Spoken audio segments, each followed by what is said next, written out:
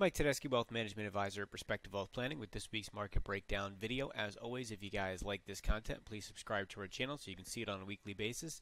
At the end of the video, all my contact information is out there, so if you want to pick up the phone or shoot me an email and talk about anything related to the market, feel free to reach out. Would love to talk to you.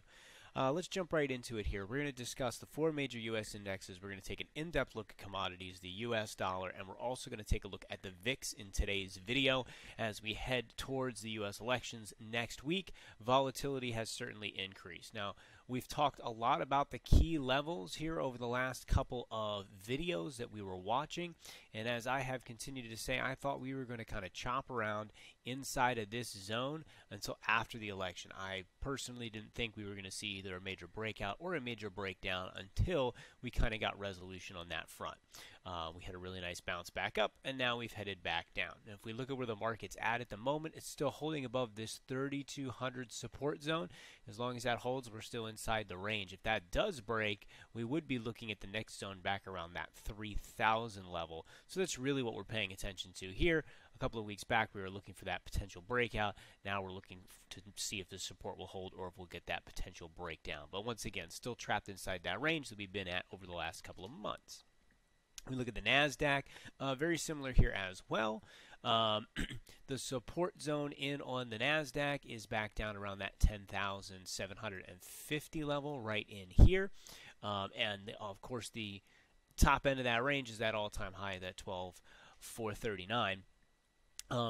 Again, we pushed back up, failed to make a new high in the Nasdaq and in the S&P 500, and then subsequently have turned back down. So we'll see if this zone holds. If not, you're looking at a move back towards that 9750 zone in on the Nasdaq. Now, when we take a look at the Dow Jones here, right, weaker again. We have not had a new high since the beginning of the year. So we didn't do it back in September. We didn't do it again here in October. Market failed kind of right up into that major resistance zone, and it's falling back down towards that key important support that we're watching there at that 26,000 level, and move underneath of that would target that 25,000 level. So that's what we're really paying attention in on the Dow. And when we take a look at the Russell has not made a new high for years. Right, we're all the way back in. The high was put in September of 2018.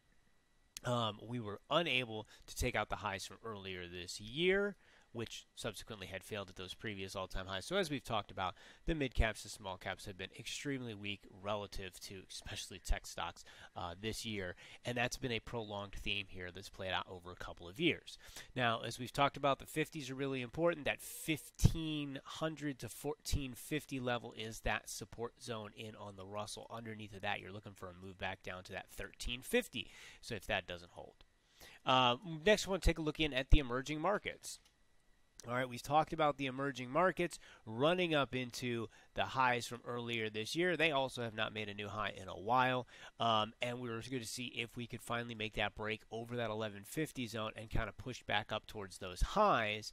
And we have stalled out right in here, and we are opening down once again, so we're looking at that 1100 support zone holding. If that doesn't, then you're back towards that major support at 1050, and so that's what we're watching for out of the emerging markets. Now, I want to talk about the VIX. When we take a look at the VIX, volatility, people call it the fear index, right?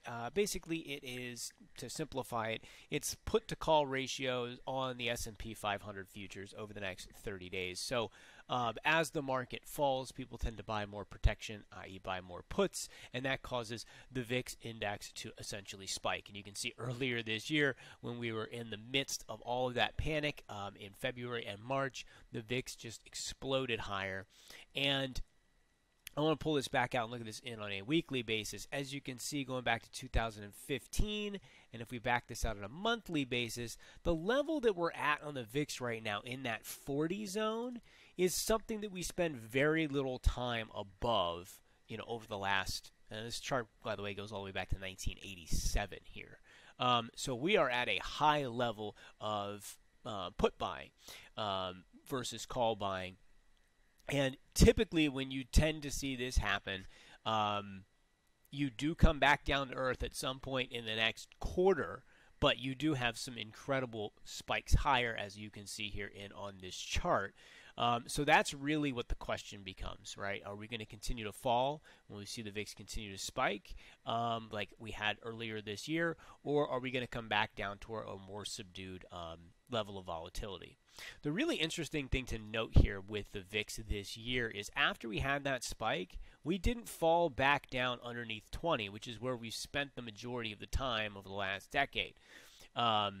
We held above that 20 zone, so volatility never dropped off even as the market continued to climb. You had the S&P making new highs and Nasdaq making new highs. There's still a lot of protection under the surface. What this is saying to me is that there's a lot of uncertainty for where things are going to go here in the short term as people are buying protection. And it makes sense going into a presidential election, which could be close. We've got a ton of mail-in ballots. There could be a number of issues that arise in terms of not knowing who the president is on November 3rd/4th.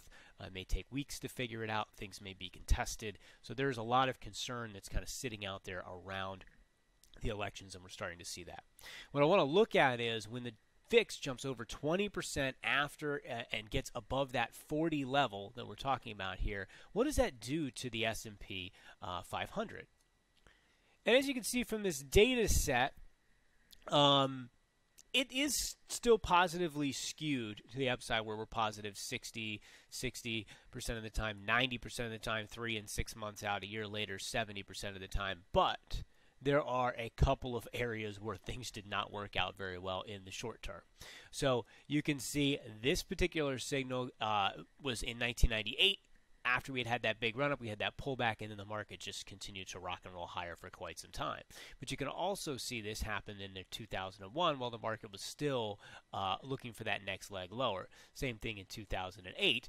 And then in 2010, we had a big run. And then in 2012, we obviously had a big run. You had another signal like that back in 2015, which led to another run. Then you did have the signal earlier this year, which equaled a big sell-off over the next couple of months before we obviously had this big rally. So the question really becomes are we getting this signal as we are about to kind of rocket higher like we've seen a number of times? Or is this the signal that we're getting right before we kind of get that next big leg lower? That's the question that's on kind of everybody's mind, taking a look at this data set and taking a look at what the VIX is currently at. So positive skewed typically when we have these numbers, but the problem with this is the percentage of times where it doesn't work out, you get a big drop 50% of the time over the next 2 months. So if this is going to be one of those times where it doesn't work in the market's favor, you have a 50-50 shot historically of seeing a large drop come in. And as some of the other things that we've talked about here over the last couple of weeks, that is something that certainly we should be cognizant of and be aware of and be a little bit concerned of. Now, let's jump in and take a look at what's going on with the U.S. dollar. Let's take a look at what's going on with commodities as well. So the U.S. dollar, right, continues to not follow through on its break lower. All right, we had that low in September. It looked like there was a potential for us to kind of have that wash out all the way back down to the low 90s. We had that nice bounce. It failed right at this important level that we've talked about. Then we pushed back down underneath of that key zone, but we were unable to make a new low. So what we actually have since basically August is we have a high, a higher high, a low, and a higher low. You can see that we're kind of channeling in an upward basis, but we're really not accomplishing any ground. We're still kind of at that same spot. So really, again, what we're looking for is a move above or a move below here to really give us our next move. It's just kind of been choppy, otherwise inside of there, giving us the look that it was going to continue to follow to the downside, giving us the look that it might want to actually put in a reverse and head higher, and it's really accomplished nothing up to this point. So that's something we want to pay very close attention to. And of course, that has a lot of impact on the commodities. So let's take a look in at gold here. What we're looking at with gold is, again, we really haven't accomplished much of anything after this big push. Right, this huge push that we had in July got us up over that 2,000 an ounce. We were unable to hold above that for more than a couple of days. We fell back down right around to that 1870 level, and that's where essentially we've been oscillating around here over the last couple of months. So The bull case is still intact, where this is that potential bull flag in this uptrend, and you're looking for that break kind of over that 1950 zone. And again, from a long-term perspective, this is a major monthly support, that 1800 zone.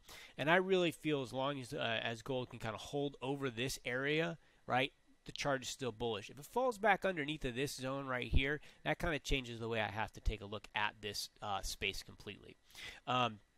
So that is what we are watching moving forward. Silver, same kind of story, right? As long as it holds over really that 20 zone, I think that the long-term perspective is pretty good. If it falls back underneath of that 20 zone, this is not a good thing, essentially unable to hold on to a major breakout, and that would not be a good signal for that space. We'll also take a look at copper. We've talked about that $3 level. It's still holding over that $3 zone, so you can see this right in here is that major area that we're really watching. It's still trading above that.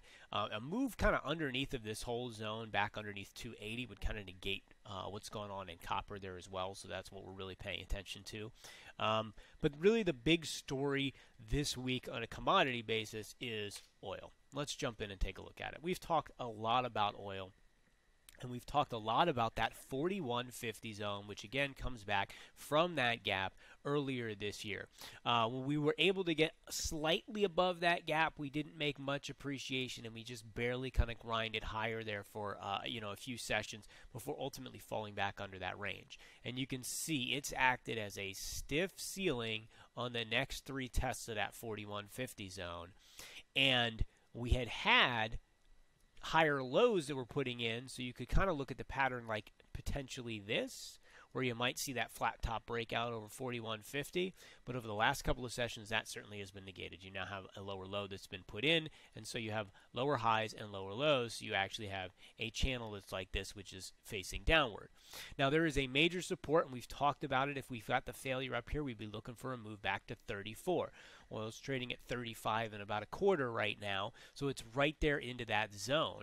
And you can see the importance from the gap, you can see the importance from back in May, and then you can see the importance from testing it from the upside in June. This is key for oil to hold. A move below this really opens the door back up for a move back into the 20s. The energy sector as a whole has just been crushed this year.